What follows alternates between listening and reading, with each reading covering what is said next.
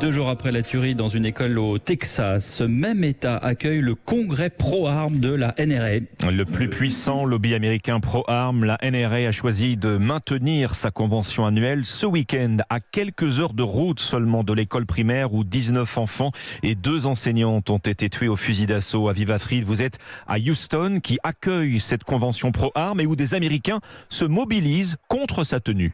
Oui, la grosse manifestation doit commencer dans une petite heure, mais en face du centre des congrès où a lieu la convention de la NRA, quelques manifestants sont déjà rassemblés.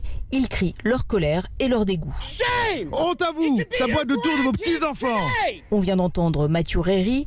Il est venu avec un journal qu'il brandit à bout de bras. Sur la page, les photos des 21 victimes du massacre d'Uvalde. Ça n'a pas de sens que des gens viennent ici, aillent à cette convention en souriant, en riant, alors qu'en face, il y a des personnes qui pleurent la mort de ces enfants, de ces professeurs. Pour lui, le contrôle des armes, c'est pas une affaire d'idéologie, c'est une question de survie. Tant qu'il y a dans les rues des armes à feu comme ces fusils automatiques, personne n'est en sécurité.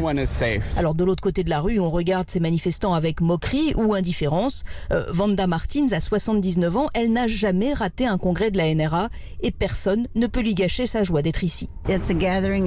C'est un rassemblement d'Américains patriotiques et loyaux. C'est pas eux qui vont causer des problèmes.